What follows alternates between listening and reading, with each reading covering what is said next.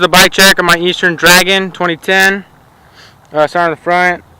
Got some Shadow grips, some Colt leader bars, Eastern choker 3-stem, chromoly forks Eastern, FAF tire, Eastern rim, Eastern classic hub, and the Dragon low profile frame, and a Shadow Conspiracy half link, Eastern Medusa light sprocket, chromoly Eastern cranks, Odyssey twisted PC pedals, and PCC Eastern, and Animal pivotal post, another FAF tire, Eastern rim, Eastern bidirectional hub, and we're here got the stolen plastic peg and the Eastern plastic hub guard, and then up here in the front another peg.